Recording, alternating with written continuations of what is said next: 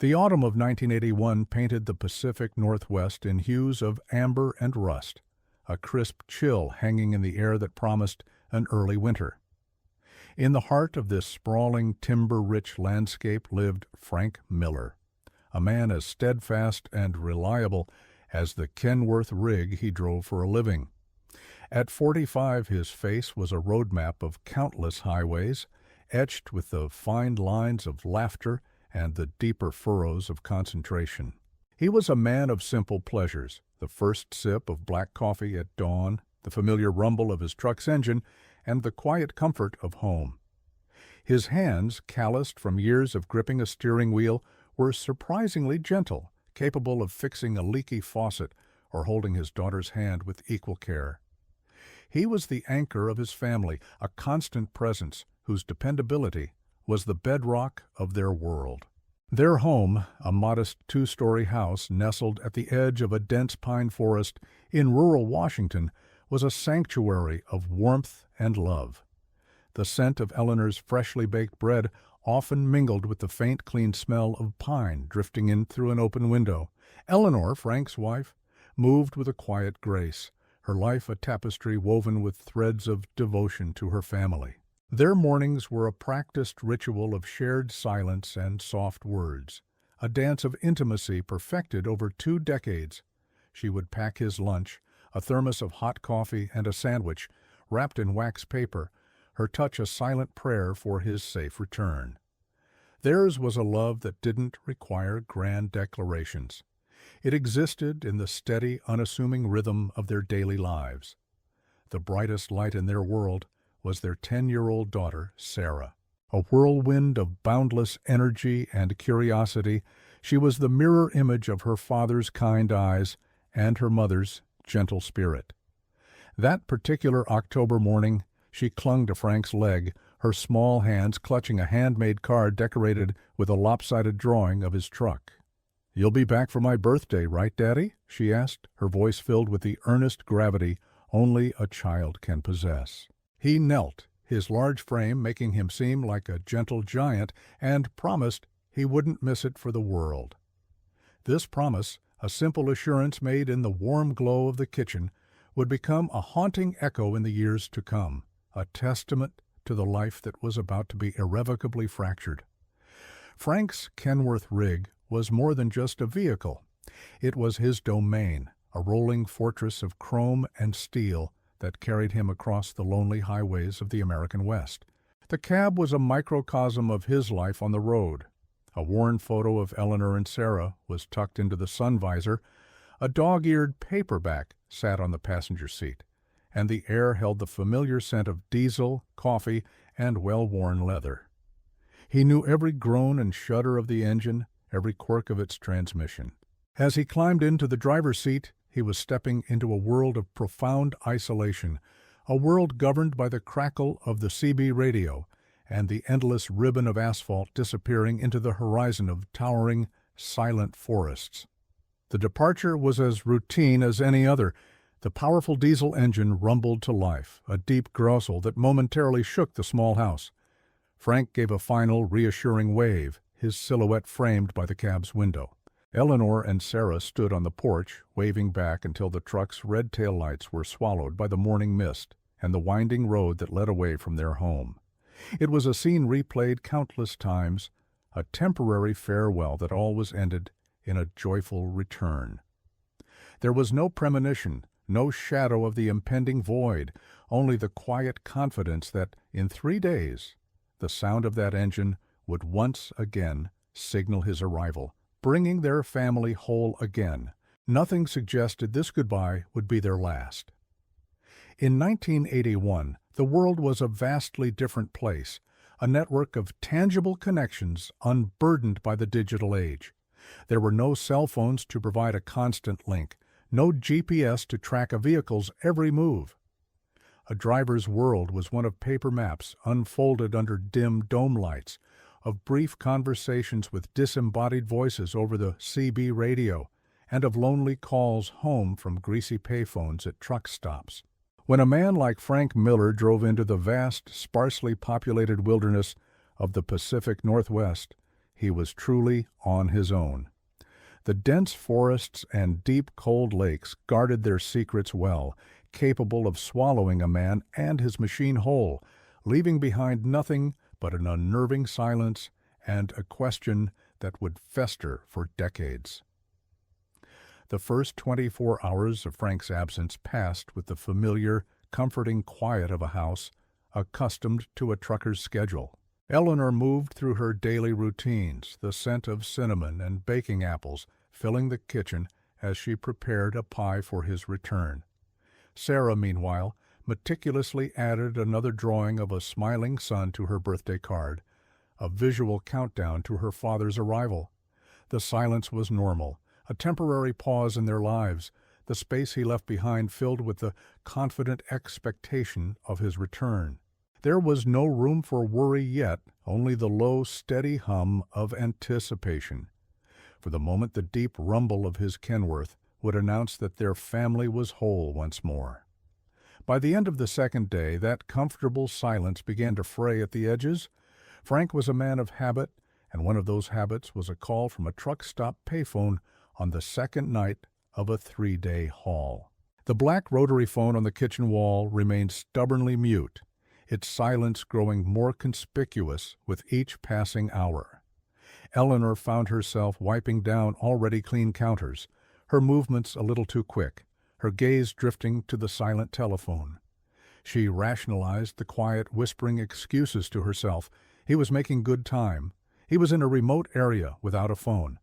But a small, cold seed of unease had been planted in the pit of her stomach. The third day dawned heavy and gray, mirroring the mood that had settled over the house. This was the day he was supposed to be home. Sarah abandoned her post by the window only for meals, her small face etched with a confusion that was slowly hardening into fear. Every passing vehicle on the distant road caused her head to snap up, hope flaring in her eyes before being just as quickly extinguished. Eleanor made dinner, Frank's favorite pot roast, but the food sat untouched on the table, growing cold under the dim kitchen light. The ticking of the grandfather clock in the hall was no longer a comforting rhythm. It was a hammer, each tick marking another moment he was gone. With trembling hands, Eleanor finally dialed the number for Frank's dispatch company. The voice on the other end was initially bored, a man going through the motions of his shift. He pulled up Frank's route, his tone casual, as he listed the scheduled check-ins.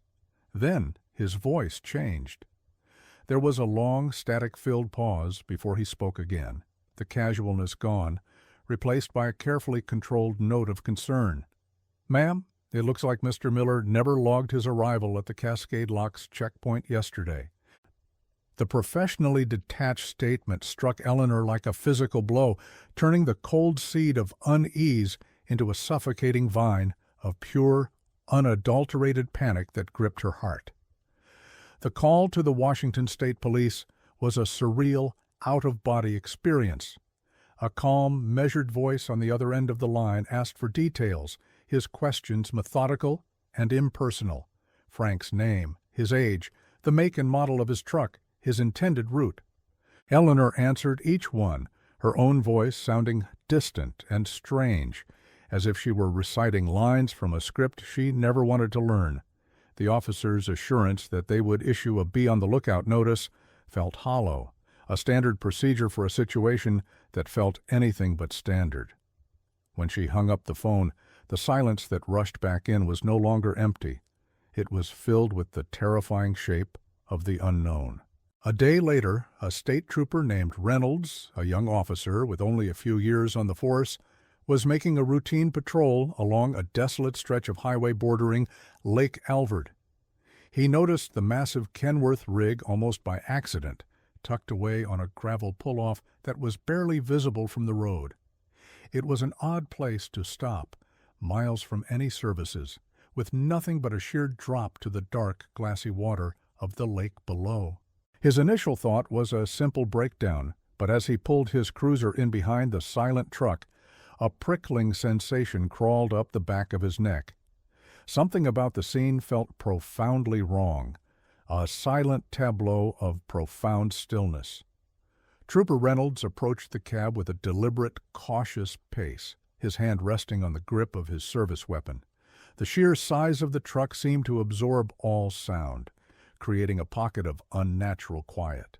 The wind, whistling through the towering pines, made the driver's side door, which was slightly ajar, creak back and forth in a slow, hypnotic rhythm. It was a subtle detail, but it screamed of unnatural haste or interruption. Below the pull-off, the deep, cold waters of Lake Alvord lay placid and black, reflecting the overcast sky like a sheet of obsidian, a vast, unknowable depth that seemed to be guarding a terrible secret. Peering inside the cab, Reynolds was met with a scene of bizarre and unsettling normalcy. It was a perfect snapshot of a life abruptly paused. A half-eaten apple sat on the dashboard next to a worn leather wallet, thick with what looked like cash. The keys were still in the ignition, their familiar jingle absent in the heavy silence. On the passenger seat, a thermos lay on its side, a dark stain of coffee spreading across a folded road map. Every detail pointed to a driver who intended to return in a matter of moments, not one who planned to disappear. It wasn't the scene of a crime. It was the scene of an evaporation. The sensory details of the cab were a contradiction. The air held the familiar earthy scent of Frank's life on the road, brewed coffee, diesel fuel, and the faint aroma of the pine-scented air freshener dangling from the rearview mirror. Yet beneath it all was a subtle, damp chill, the cold breath of the deep lake that lay just feet away. There were no signs of a struggle, no overturned items, no blood.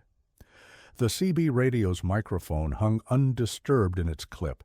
The profound lack of chaos was, in itself, the most alarming clue.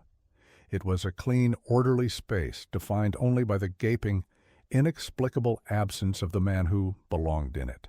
Within an hour, the lonely pull-off was transformed into a full-blown crime scene, the quiet shattered by the crackle of police radios and the urgent voices of investigators.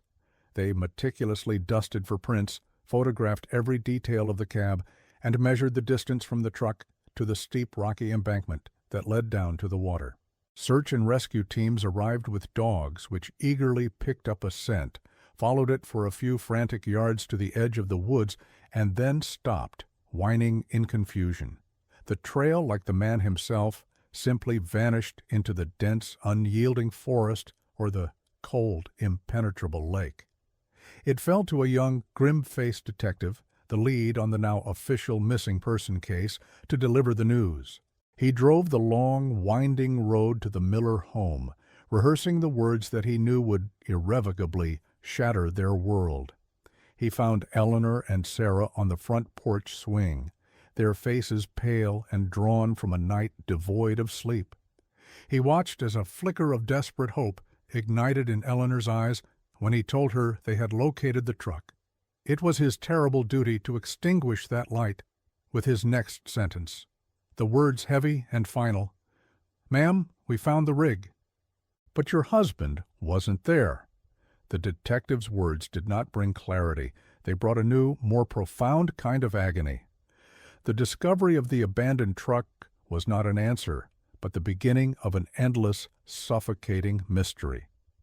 For Eleanor and Sarah, the world fractured in that moment. The image of the empty Kenworth parked on the edge of that cold, dark lake became the epicenter of their grief. The initial, frantic flurry of the official search soon subsided, replaced by the slow, grinding passage of time. The terrifying truth began to settle in. Frank Miller hadn't just gotten lost or had an accident. He had driven to the edge of nowhere and had been swallowed whole, leaving nothing behind but questions that would haunt them for a lifetime. The first year bled into the second, and the raw, sharp edges of grief began to dull into a chronic, soul-deep ache. Hope, once a roaring fire, became a fragile ember that Eleanor and Sarah desperately shielded from the winds of reality. For Eleanor, acceptance was a betrayal. She refused to speak of Frank in the past tense, keeping his workshop immaculate, his tools cleaned and oiled, as if he might walk through the door at any moment needing a wrench. Sarah, navigating the confusing labyrinth of childhood grief, learned to live with a father-shaped hole in her life. The town's initial flurry of sympathy slowly curdled into pity and then into folklore. The Millers became a local tragedy, a cautionary tale whispered about the vast, unforgiving wilderness that surrounded them. Eleanor's days settled into a ritual of remembrance. The house became a museum dedicated to a life interrupted. She kept Frank's favorite armchair free of clutter, his coffee mug on its coaster by the sink, and his worn flannel jacket hanging by the door, still carrying the faint, ghostly scent of him, diesel, sawdust, and the crisp autumn air he vanished into. This wasn't denial, not entirely. It was a conscious, painful act of preservation. She was the sole curator of his memory, fighting against the relentless tide of time that threatened to wash him away completely. Every polished tool and folded shirt was a prayer, a testament to a love that refused to acknowledge an end, even when the world had long since moved on. As the years passed, Sarah grew up in the shadow of this profound absence. Her childhood was defined not by the presence of a father, but by the colossal, echoing space he left behind. She learned about him through her mother's stories and the faded Polaroids in a worn photo album, piecing together a man who was both a warm, comforting legend and a source of perpetual, unanswered questions. This void shaped her, forging a quiet, observant girl with an old soul and a fierce, protective love for her mother. While other kids worried about scraped knees and homework, Sarah carried the weight of a mystery that had become the central pillar of her identity, a puzzle she felt biologically compelled to solve. The official search had long since ended, the case file relegated to a dusty shelf in a forgotten archive room, stamped with the cold, bureaucratic finality of unresolved. For the Washington State Police, Frank Miller was a statistic, a ghost in their system. But for Eleanor and Sarah, the search never truly stopped. It simply moved inward, becoming a silent, daily vigil. Every holiday was a painful reminder, every birthday a milestone he missed. The world marked the passage of time with calendars and clocks, but for them, time was measured in seasons of loss, in years without him. The case was never cold.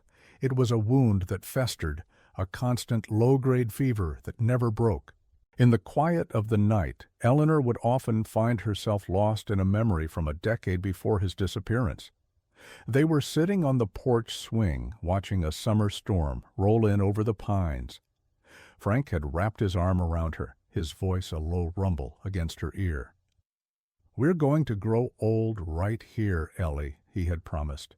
"Watch our grandkids chase fireflies in that yard." The memory was so vivid, so real, that she could almost feel the warmth of his hand in hers. Then the present would rush back in, cold and empty, and the promise would shatter all over again, its pieces sharper and more painful than ever before. Sarah left for college in Seattle, a deliberate escape from the suffocating atmosphere of her hometown, where every familiar face held a look of pity. She found a strange solace in the anonymity of the city, but the ghost of her father followed her. She gravitated towards courses in criminal justice and investigative journalism, driven by a subconscious need to acquire the skills to unravel the mystery that had defined her.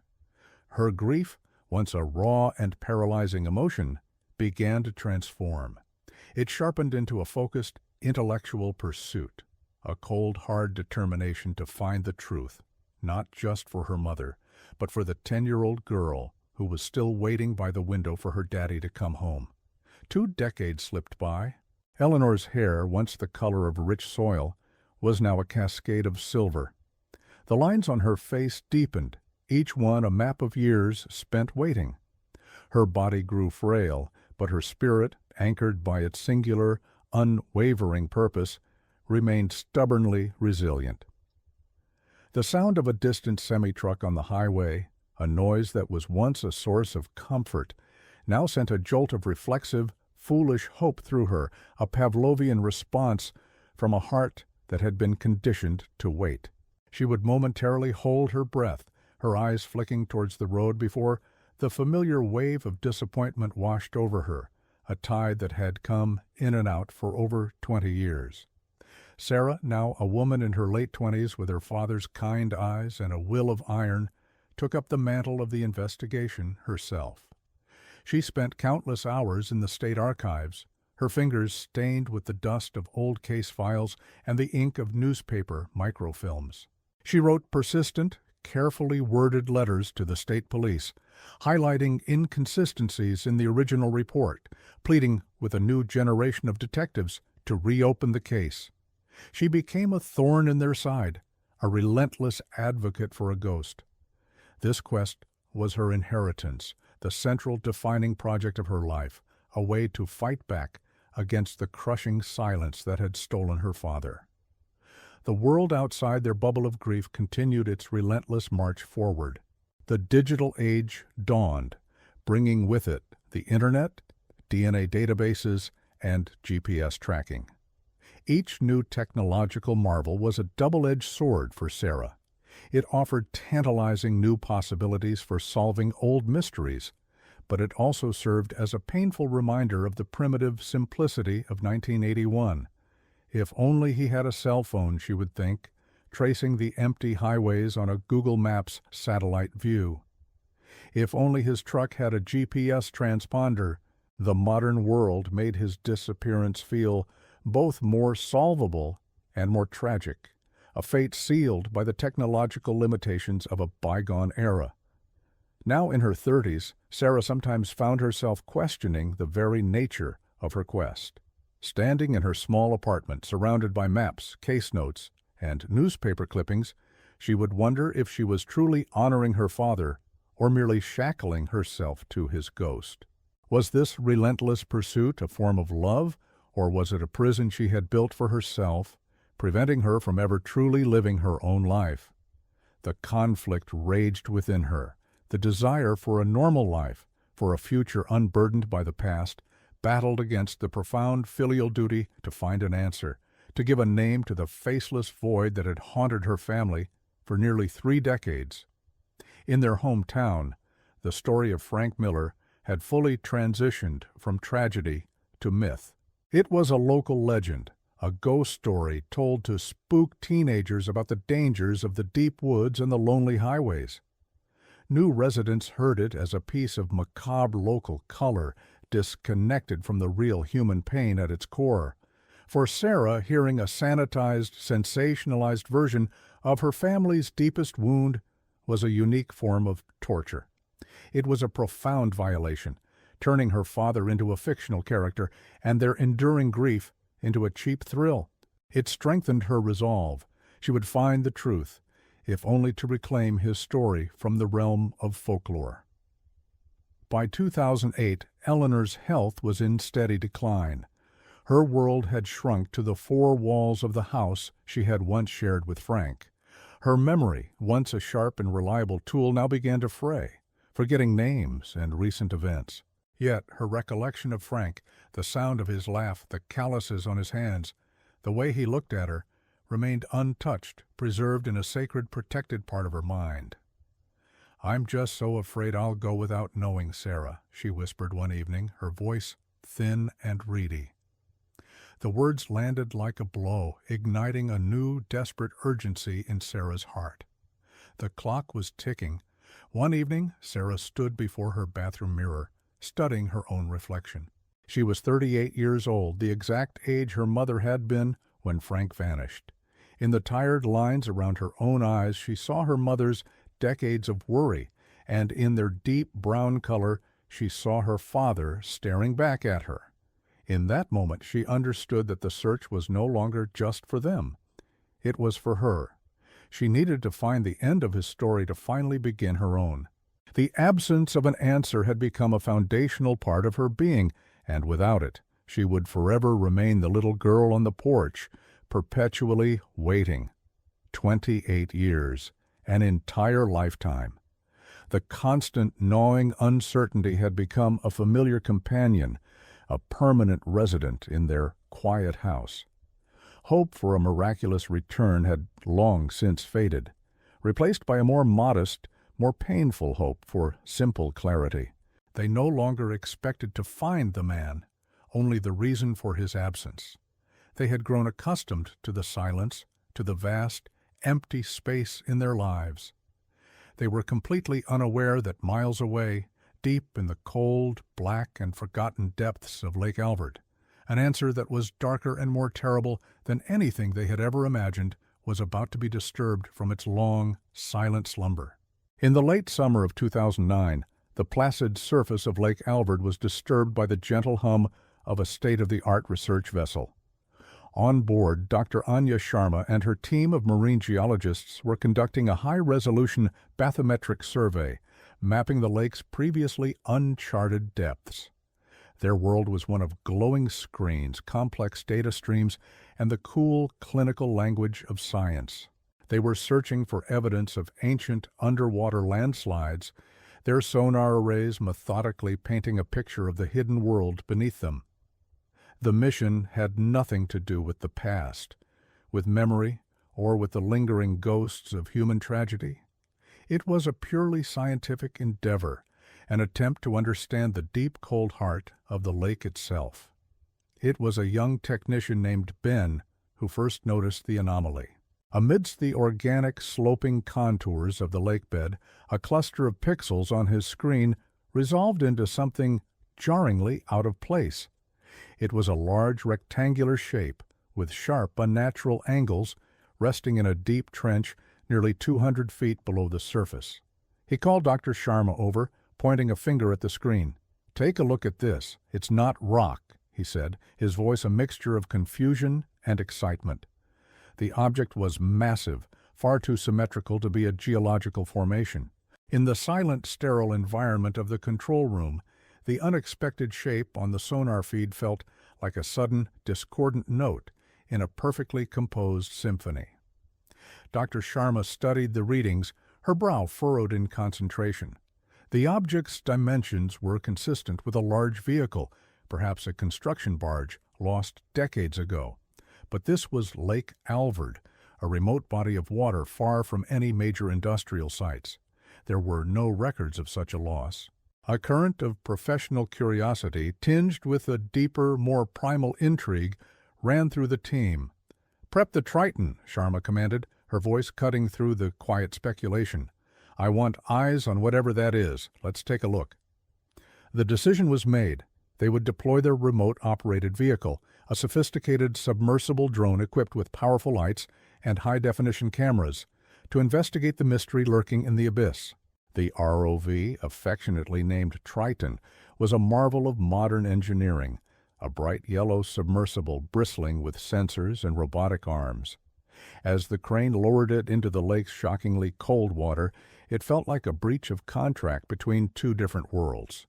The sun glinted off its chassis for a final moment, before it slipped beneath the surface, its umbilical cable unspooling behind it like a lifeline back to the world of air and light.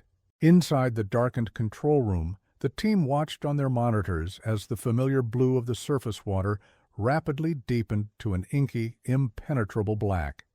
They were now voyagers in an alien landscape, their only connection to the submersible a stream of electronic data. The descent was a slow, tense journey into absolute silence and crushing pressure. The only sounds in the control room were the quiet whir of cooling fans and the occasional terse command from the ROV pilot. On the main screen, the depth gauge ticked steadily downward, 50 feet, 100, 150. The darkness outside the Triton's camera lens was total, a primordial void that had remained undisturbed for millennia. The vehicle's powerful LED lights punched a cone of white into the gloom, illuminating a blizzard of suspended sediment, Lake Snow, as the team called it. It was a hypnotic, disorienting sight, a slow fall through a forgotten corner of the universe, guided only by the cold precision of GPS coordinates.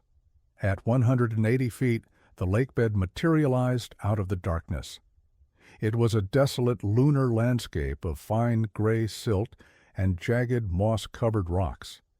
The pilot skillfully maneuvered the Triton, its thrusters stirring up ghostly clouds of sediment as it glided a few feet above the bottom. The team scanned their monitors, their eyes tracing the path of the ROV's lights. They were close to the anomaly's location. A collective hush fell over the room as a large dark mass began to resolve itself at the edge of the light's reach. It was immense, far larger than they had anticipated, a hulking shadow that seemed to absorb the light and exude an aura of profound, ancient stillness.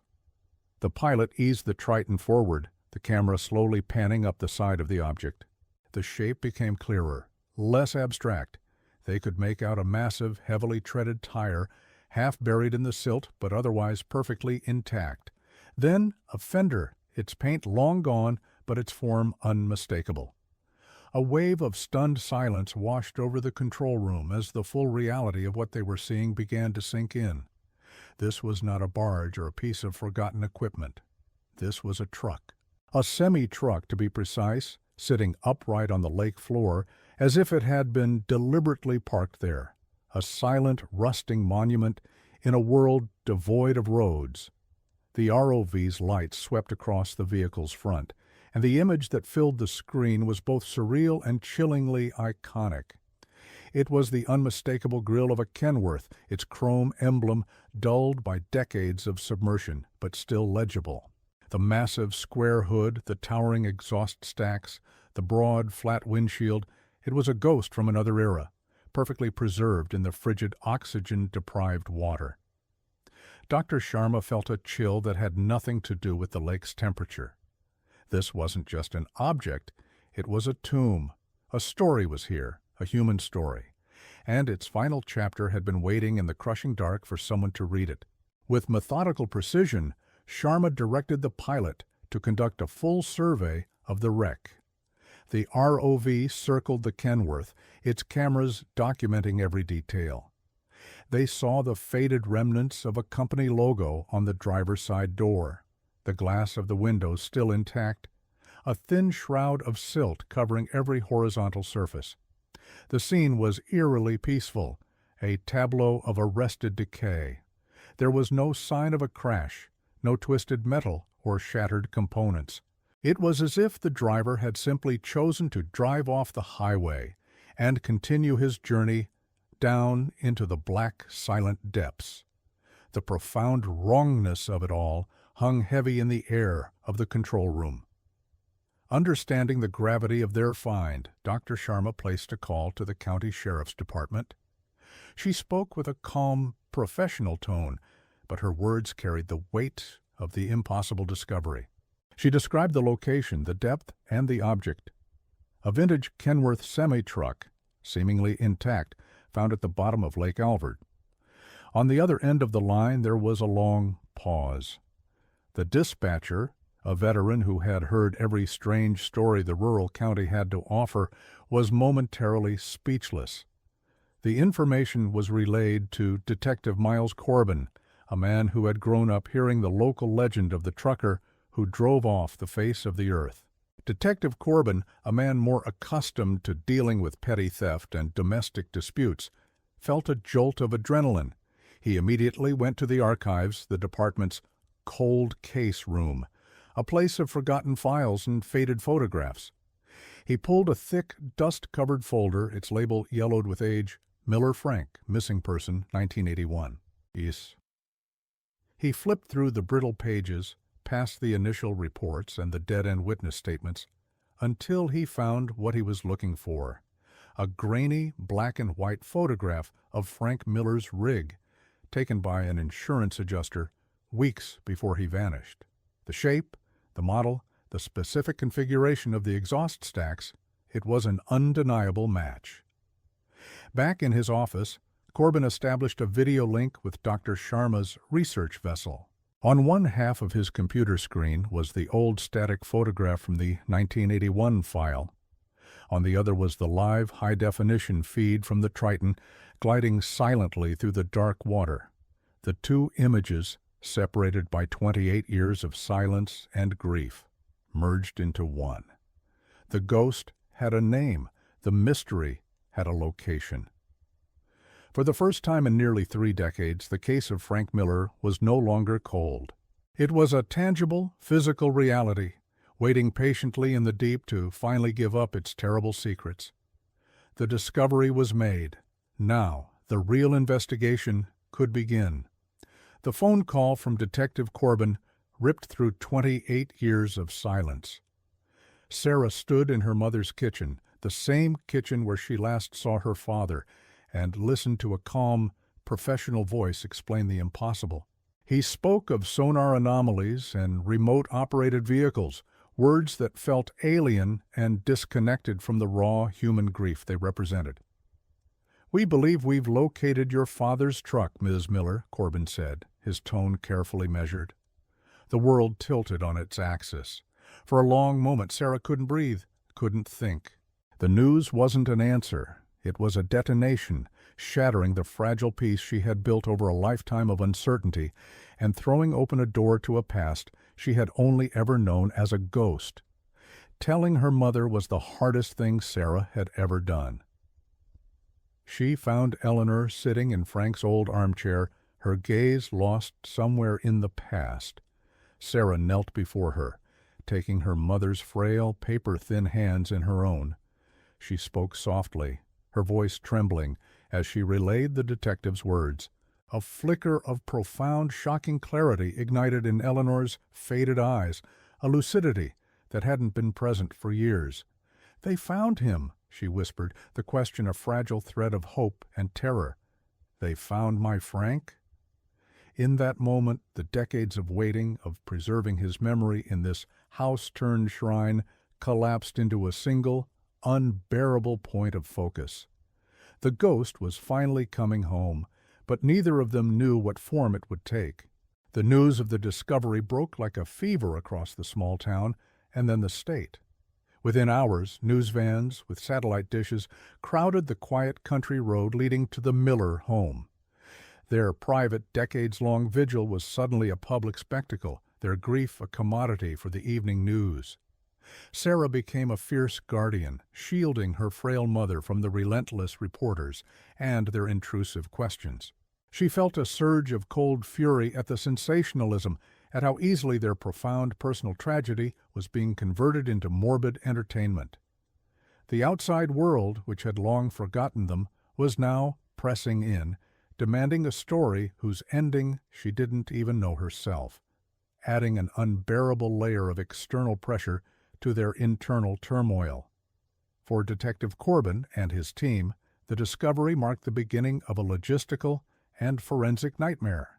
Recovering a 10-ton semi-truck submerged for nearly 3 decades under 180 feet of frigid water was a monumental task. He met with a specialized marine salvage crew, engineers, and divers, their conversations filled with technical jargon about lift bags, barge stability, and pressure equalization. Their primary concern was not just raising the vehicle, but preserving the cab as a potential crime scene. The clinical, methodical planning stood in stark contrast to the emotional chaos unfolding at the Miller house. Every decision was calculated to protect the fragile evidence that had been locked away in the crushing, silent dark for a generation. Driven by a need she couldn't articulate, Sarah drove to Lake Alvord. The pull-off where her father's truck had been found abandoned was now a sprawling command post, buzzing with the sterile energy of a modern investigation. Police tape cordoned off the area, and out on the water the research vessel floated like a beacon above the invisible tomb. She stood at the edge of the woods, the same woods that had offered no clues, and stared at the lake's vast, indifferent surface. The water was black and still, a sheet of obsidian guarding its secrets. This was the place. This was the void that had swallowed her father and defined her life. Being here wasn't closure. It was a confrontation with the physical manifestation of her lifelong ghost. The days leading up to the recovery were a unique form of torture. It was a new kind of waiting, sharper and more agonizing than the long years of unknowing, because this time an answer was certain. For Sarah and Eleanor, time seemed to slow to a crawl each tick of the grandfather clock a hammer blow against their frayed nerves. Sleep offered no escape, their dreams haunted by images of dark water and sinking steel. They moved through the old house like specters, the silence between them thick with unspoken fears. What would the lake give back to them? A tragic accident? A simple explanation? Or something far worse, a truth more monstrous than the uncertainty they had learned to endure? The day of the lift dawned gray and cold. From a police boat bobbing a respectful distance away, Sarah watched the immense salvage barge, a behemoth of cranes and thick steel cables that disappeared into the lake. The air was thick with tension and the smell of diesel fumes. The groan of the primary winch was a deep guttural sound that seemed to emanate from the earth itself. Then a disturbance on the surface. A ghostly mud-caked shape broke through, water streaming from it in dirty waterfalls. It was the top of the cab's sleeper unit. A collective gasp went through the crew, but for Sarah it was a visceral, heart-stopping moment. The monster from her nightmares was emerging from the deep, dragging the past into the blinding light of the present. As the Kenworth was slowly, painstakingly hoisted from the water, it seemed to defy time. Suspended in the air, dripping lake water, and shrouded in algae, it was a haunting, surreal artifact. The tires were still inflated, the chrome dulled but intact, the entire machine eerily preserved by the cold, oxygen-starved depths. Sarah watched, her hand pressed against her mouth, as the truck that had once been a symbol of her father's strength and livelihood was revealed as a rust-streaked sarcophagus. This was not the mighty machine from her memories. It was a tomb, pulled from a watery grave, and every inch of it screamed of a violent, unnatural end. The sight of it solidified a terrible fear that had been growing in her heart. Once secured on the barge, the Kenworth was immediately transformed into a quarantined crime scene. Forensic teams in sterile white coveralls descended upon it, their movements precise and methodical. They erected a temporary tent around the vehicle, shielding it from the elements and prying eyes. Sarah was kept at a frustrating distance, a helpless observer separated from the truth by layers of official procedure. This cold, impersonal process was a necessary barrier, but for her it felt like a profound violation. The answers to her life's most defining questions were mere feet away, locked inside that dripping cab, and she was powerless to do anything but watch and wait as strangers picked apart the final moments of her father's life. Detective Corbin observed the scene with a growing sense of unease. He had hoped, for the family's sake, that this would be a simple recovery, the tragic end to a long, cold case.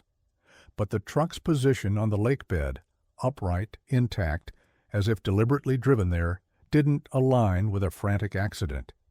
He felt the immense weight of his responsibility, not just to the law, but to the woman and her elderly mother who had been waiting for this day for nearly 30 years. He was caught in a difficult internal conflict, torn between his deep desire to deliver a peaceful, if tragic, resolution, and the cold, nagging intuition of a seasoned cop telling him that the real story was only just beginning to unfold. The critical moment arrived when a forensic technician began working on the driver's side door. Sealed shut by decades of immense pressure and accumulated silt, it refused to budge. After several tense minutes of careful prying, the latch finally gave way with a loud metallic crack that echoed across the silent barge. Every member of the team instinctively held their breath. As the heavy door swung open, it released a rush of stagnant ancient water. A photographer's flash strobed, momentarily illuminating the dark, submerged interior. It was a glimpse into a time capsule from 1981, a perfectly preserved scene of a life violently interrupted, and the first thing they saw confirmed their worst fears. Inside the cab, preserved in the cold, clear water, were the remains of a single occupant in the driver's seat. It was Frank Miller. The primary mystery, the question of where was finally answered. Detective Corbin excused himself from the forensic team, walked to a quiet corner of the barge, and made the most difficult call of his career. He spoke to Sarah, his voice heavy with a mixture of professional duty and profound sympathy. "We found him, Sarah," he said softly. "Your father is here." For a fleeting, fragile moment, Sarah felt a wave of overwhelming, painful relief. The not knowing was over. The ghost had a resting place. But this sense of closure was a mirage, destined to evaporate in the face of the next, more chilling discovery. As the team meticulously documented the cab, a young investigator, carefully siphoning water from the dashboard, noticed a series of faint, unnatural lines in the vinyl. He called over his superior, his voice low and urgent. With a soft brush, they painstakingly cleared away the thin layer of silt that had obscured the marks for decades. Scratched into the surface with what looked like the point of a key were two things: a string of numbers that meant nothing to them, and below it a single horrifying phrase that changed everything. The crudely etched letters were unmistakable, a final desperate message from the grave. They read, "Not alone." The discovery of the message sent a shock wave through the investigation. The narrative instantly and violently shifted. This was not an accident. This was not a suicide. Frank Miller had not been a victim of the treacherous road or a moment of despair. He had been a victim of something far more sinister. The case, which had been moments from being closed as a tragic but resolved missing person file, was now reborn as a full-blown homicide investigation. When Corbin delivered this final, devastating piece of news to Sarah, the fragile relief she had felt was utterly annihilated. The end of her 28-year search had not brought peace. It had only revealed the horrifying first chapter of a much darker, more terrifying story. The words "not alone" became the new epicenter of Sarah's world, a horrifying final testament that twisted the knife of grief. While Detective Corbin's team launched a full-scale homicide investigation, they were chasing a ghost from a bygone era with no witnesses and a trail colder than the lake bed itself. The string of numbers etched beside the phrase offered no immediate clues, failing to match any known license plates, phone numbers, or official records from the time. For the police, it was a frustrating dead end. But for Sarah, it was the only thing left of her father's voice. In the sterile fluorescent light of the evidence room, she took a high-resolution photograph of the dashboard, the crude scratches a sacred final text she was biologically compelled to decipher. She retreated to her apartment, which had long served as the unofficial headquarters of the Frank Miller investigation. Surrounded by maps crisscrossed with faded highlighter, dusty boxes of newspaper clippings, and her father's old logbooks, she felt the crushing weight of 3 decades of silence. She stared at the numbers on her computer screen, her mind racing through endless, futile possibilities. Were they coordinates? A CB radio channel? A locker combination? Every theory led to a brick wall, and with each failure, a wave of cold despair washed over her. She was closer to the truth than ever before, yet it remained locked behind a cipher she couldn't break. The numbers were a taunt, a final riddle from a man who had been dead longer than she had known him alive. The breakthrough came in the dead of night, fueled by coffee and grief-stricken adrenaline. While poring over one of her father's meticulously kept logbooks, she noticed his unique shorthand for identifying other rigs and drivers he frequently encountered. It wasn't an official system, but a personal one. A memory sparked, her father explaining how every truck in a company fleet had a unique unit number painted on its cab. It was a long shot, a desperate grasp at a straw in a hurricane of uncertainty. She began the painstaking process of cross-referencing the numbers with digitized archives of regional trucking and logging company rosters from the early 1980s, her fingers flying across the keyboard as she navigated the labyrinth of forgotten corporate histories. After hours of searching, a match appeared on her screen, so sudden and stark it stole her breath. The numbers corresponded to the fleet unit number of a truck registered to the Vance & Son Logging Co. A small family-owned outfit that had operated near the Cascade Locks area. The company had declared bankruptcy and dissolved in 1982, just a year after her father's disappearance. With trembling hands, she dug deeper, searching the company's name in local news archives. A small buried article from October 1981 appeared. It detailed a tragic accident at a Vance logging site that resulted in the death of a teenage boy. The name of the sole witness who gave a statement to police was Frank Miller. The entire 28-year mystery snapped into focus with the force of a physical blow. Sarah found the original, barely legible accident report online. Her father's testimony was clear and damning, detailing a pattern of negligence and faulty equipment maintenance by the company's owner, a man named Arthur Vance. Frank was scheduled to give a formal sworn deposition on the Monday after he vanished, a deposition that would have almost certainly led to criminal charges and the financial ruin of Vance's company. He wasn't a random victim. He was a witness being silenced. The pull-off by the lake wasn't an endpoint. It was an interrogation site. The man in the truck with him, the one who wasn't alone, was Arthur Vance. Ignoring the protocol and the police, Sarah knew she had to face this ghost herself. A quick search revealed that Arthur Vance, now in his late 70s, was still alive, living in a secluded, dilapidated cabin not 20 miles from Lake Alvord. She drove through the dense, whispering pines, the same trees that had kept this secret for so long, a cold, focused calm settling over her. She found him on his porch, a withered husk of a man staring blankly at the forest. She walked up the creaking steps, her shadow falling over him. She didn't need to accuse or demand. She simply said, her voice devoid of heat, "My father was Frank Miller." The name shattered the old man's composure, and in the sudden, terrified recognition in his eyes, Sarah saw the confession he had never spoken. In a torrent of broken, rambling words, the story spilled out of him. He had intercepted Frank on that lonely pull-off, intending only to threaten him, to beg him to change his story, to save his family and his livelihood after losing his son. But Frank, a man of unshakable integrity, refused. The argument escalated into a struggle.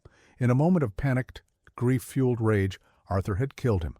The rest was a desperate act of concealment, forcing the heavy rig down the embankment and into the deep water, a tomb of steel and chrome.